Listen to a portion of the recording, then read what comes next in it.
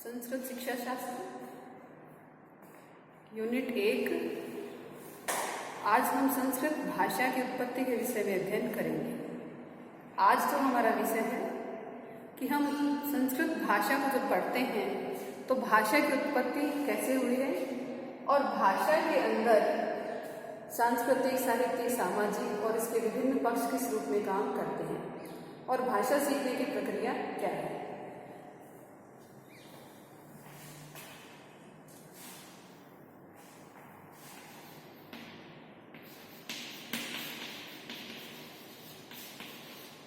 संस्कृत भाषा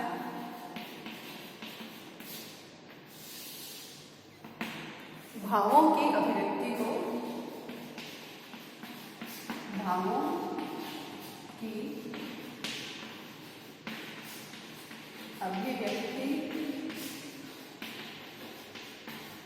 को भाषा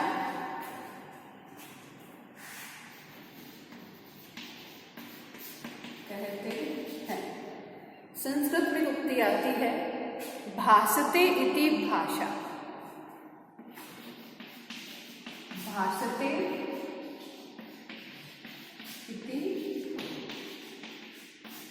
भाषा जो हमें आभाषित करती है या कहें कि जिसका हमें आभास होता है।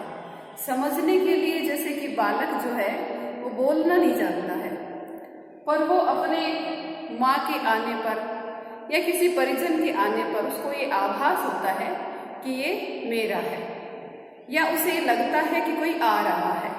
जैसे हम किसी के चलने से, किसी की आहट से हमें ये आभास हो जाता है कि ये इस रूप में कोई आ रहा होगा। या कहें कि पक्षियों के बोलने से कुछ आइडियाज हमें आते हैं कि ये पक्षी बोल रहा है तो जरूर बरसात आने वाली है, जैसे मयूर के लिए कहा जाता है। तो इस प्रकार हम देखते हैं कि भाषा जो है वो में आभास के द्वारा सीखी जाती है। तो भाषा जो है किस रूप में हम सीखते हैं और कैसे इसको आगे बढ़ाते हैं, तो भाषा के बारे में स्वीट जो महोदय है उनका ये कहना है कि ध्वन्यात्मक शब्दे विचारानाम प्रकटीकरणस्य इति भाषा, कि जो ध्वनि के रूप में हमारे विचारों को, भावों को व्यक्त करती है वो भाषा कहलाती है। फिर भाषा की विशेषताओं की बात करें तो भाषा जो है नंबर 1 पर आती है सांस्कृतिक भाषा। सांस्कृतिक भाषा, भाषा हमारे भावों की अभिव्यक्ति है, हमारी संस्कृति की सूचक है। कारण ये कि हमने जिस संस्कृति में जन्म लिया है उस संस्कृति के संस्कार हमारे अंदर बने रहते हैं और उन संस्कारों का जो प्रकटीकरण है वो भाषा के माध्यम से हमारे अंदर होता है।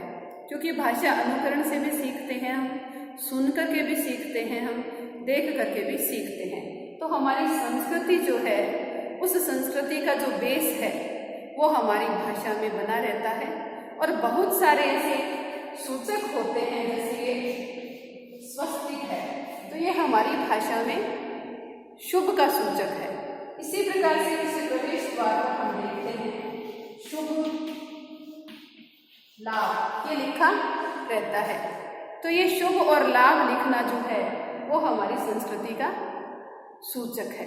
तो इस प्रकार से हम देखें तो भाषा जो है वो संस्कृति को स्पष्ट करती है। फिर 2 नंबर में हम देखें मातृभाषा।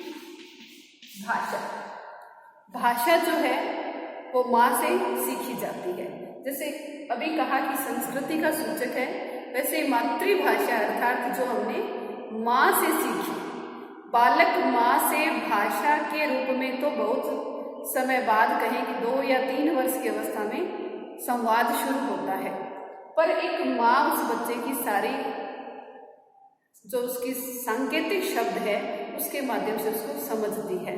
तो वहाँ उसके संकेत जो है वो सारे के सारे सबसे अधिक इसको समझ में आते हैं उसकी माँ को। तो माँ से जो सीखी उसे कहते हैं मातृभाषा। यहाँ एक बात और स्पष्ट करूंगी कि मातृभाषा है, ये मातृभाषा नहीं है। उच्चारण के कारण कई बार क्या होता है कि हम ये कह देते हैं, मातृभाषा बोल देते हैं मातृ। तो भाषा जो है वो हमारे संवेगों को, हमारे भावों को व्यक्त करती है। तो वो मातृभाषा नहीं है, केवल भाषा नहीं, वो क्या है, माँ से जो हमने सीखी। अब उसमें माँ का गीत भी हो सकता है, माँ की लोरी भी हो सकती है, तो माँ का डांटना भी हो सकता है, माँ का स्नेह भी हो सकता है, माँ का प्यार भी हो सकता है, और उसके द्वारा किए गए सारे कार्य हो सकते हैं। फिर हम देखें 3 नंबर पे, तो प्रादेशिक भाषा। प्रादेशिक भाषा जो है वो हम जिस प्रांत में रहते हैं उस प्रांत विशेष की भाषा, उस प्रदेश विशेष की भाषा प्रादेशिक भाषा कहलाती है। तो भाषा के विकास में वातावरण का एक बहुत बड़ा योगदान होता है। हमारे यहाँ राजस्थान में कहावतें चलती हैं कि जैसे पानी का स्वाद बदलता है थोड़ी थोड़ी दूरी पर, वैसे ही थोड़े अंतराल के बाद हमारी भाषा का भी जो उच्चारण शैली है, प्रयोग है, वो बदल जाता है। तो प्रदेश के अंदर जितनी बोलियां बोली जाती है, उपबोलियां बोली जाती है, उन सब के ऊपर, या कहें कि उन सब का हमारी भाषा पर प्रभाव पड़ता है, तो वो कहलाती है आपकी प्रादेशिक भाषा। 4 नंबर में हम देखते हैं राजभाषा। नाम से ही स्पष्ट है कि राजकाज के लिए जो भाषा प्रयुक्त की जाती है, सरकार के द्वारा जो निर्धारित है, संविधान में जिसको स्वीकृति मिली है, वो राजभाषा कहलाती है। तो हमारे राज्य संबंधी जितने भी कार्य वो इस भाषा में होते हैं, इसलिए इसको राजभाषा के नाम से जानते हैं। 5 नंबर पे आती है राष्ट्र भाषा। राष्ट्र के द्वारा जिसको स्वीकार किया गया है, या कहें कि राष्ट्र में रहने वाला एक बहुत बड़ा वर्ग जिस भाषा को काम में लेता है, वो कहलाती है राष्ट्रभाषा। तो हमारे देश की राजभाषा हिंदी है, और राष्ट्रभाषा के रूप में अभी थोड़ा सा विवाद चल रहा है, उसको स्वीकृति नहीं दे पाए, जो भी कारण रहा, पर राष्ट्रीय भाषा के रूप में हम हिंदी को लगभग स्वीकार करते हैं, क्योंकि भारत के अंदर 70% के करीब लोग हैं वो हिंदी भाषी हैं।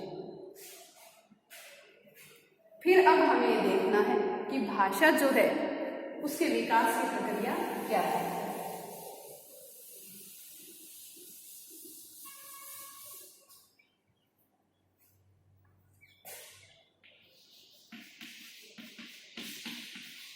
भाषा विकास प्रक्रिया। अब इसमें हमारे सामने 4 बिंदु है। नंबर 1 है दृश्य बिंदु, दूसरा है श्रुति बिंदु,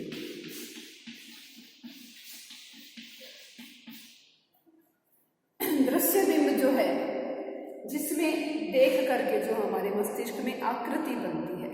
उदाहरण के लिए जैसे मैंने ये आकृति बना दी, अब ये आकृति यदि इसको सेव के नाम से यदि हम जानते हैं तो ये एक आकृति के रूप में है। फिर इसका रंग जानेगा बच्चा कि ये लाल रंग का होता है, ये इसकी आकृति होती है, और ये खाने में खट्टापन लिए मीठा उसका स्वाद होता है, और ये इन गुणों से युक्त होता है। पर सबसे पहले जो शिशु अवस्था है उसमें वो मात्र इसकी आकृति से परिचित होता है, और आकृति से ही वो जुड़ता है।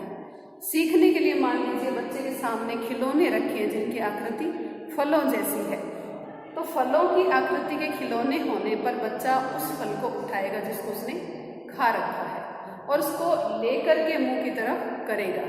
तो मुंह जो है वो एक उसकी स्वादेंद्रिय है, और स्वादेंद्रिय जैसे उसको पता चलता उसमें कोई स्वाद नहीं है तो वो उसको फेंक देता है।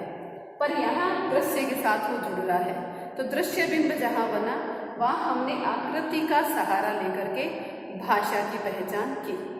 फिर है श्रुति बिंब। श्रुति बिंब का मतलब ये है कि सुन करके सीखना, या सुनने से हमें जो आभास होता है, जैसे मोर की आवाज़ सुनी और बता दिया गया कि ये मोर की आवाज़ है, तो 1 2 3 बार बताने के बाद चौथी बार जब सुनेगा तो बच्चा कहेगा कि ये मोर बोल रहा है।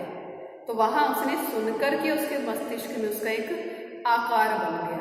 जब उसे दिखाया जाएगा कि ये मोर है, तो वहाँ उसका श्रुति और दृश्य बिंब दोनों जुड़ जाएंगे। उसने देख भी लिया और उसने सुन भी लिया, तो ये दोनों आधार जो उसकी भाषा सीखने की प्रक्रिया में स्वतः ही सहायक हो जाएंगे। फिर तीसरा जो आता है विचार बिंब।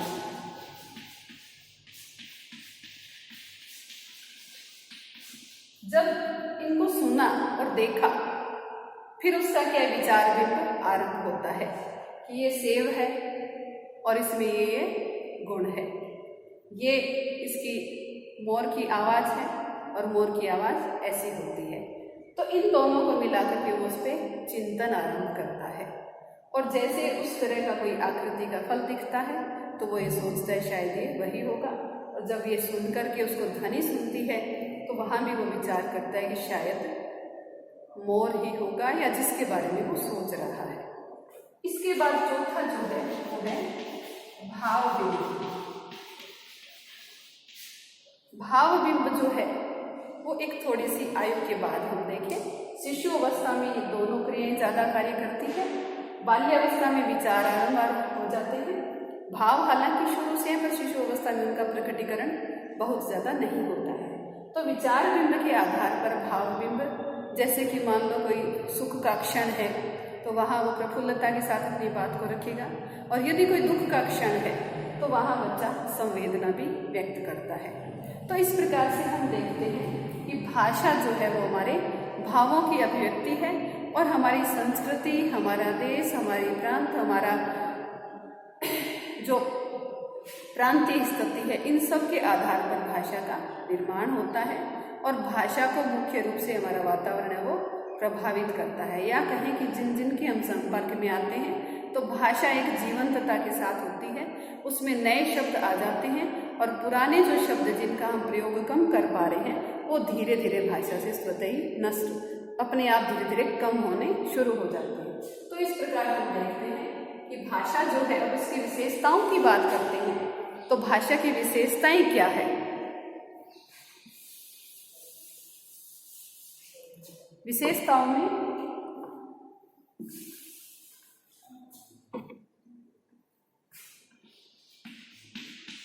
भाषा जो है वो क्या है,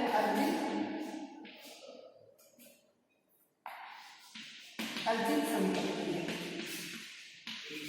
अर्थात ये प्राप्त की जा सकती है। जैसे मातृभाषा की बात की तो वहाँ हमने माँ से सीखा, प्रादेशिक भाषा की बात की तो वो प्रदेश में हमने जहाँ हम रह रहे वहाँ हमने सीख ली, पर अन्य भाषाएं भी हम अर्जित कर सकते हैं, यानी भाषा का ज्ञान जो है वो प्राप्त किया जा सकता है। दूसरा है अनुकरण से सीखी जाती है, अनुकरण से सीखना। भाषा जो है वो हम जिनके संपर्क में आते हैं तो उनके व्यवहार के आधार पर भी हम सीख लेते हैं। उदाहरण के लिए जैसे घर में छोटा बच्चा है, हमने उसको लिपि का बोध नहीं करवाया, हमारे घर में जो शब्द प्रयुक्त होते हैं उन्हीं शब्दों का अनुकरण करता है, वो उनको सुनता है, बार बार उनको बोलता है, उसी आधार पर वो अनुकरण से भाषा को सीख लेता है। तीसरी विशेषता देखें तो भाषा जो है वो सामाजिक प्रक्रिया है। सामाजिक प्रक्रिया है। भाषा कैसे सीखते हैं हम? समाज के द्वारा। हम जिस समाज में रहते हैं, उदाहरण के लिए यदि सरकारी सेवा में है और आपका एक स्थान से दूसरे स्थान पर स्थानांतरण हो जाता है तो आप उस स्थान विशेष की भाषा के संपर्क में आते समाज के द्वारा, वहाँ के विद्यालय के बच्चों के द्वारा, समूह के द्वारा, तो वो भाषा आपकी भाषा में स्वतः ही शामिल हो जाती है। तो इस प्रकार से ये कहा जा सकता है कि भाषा जो है वो सामाजिक प्रक्रिया है और वो सीखी जा सकती है। फिर हम देखते हैं कि भाषा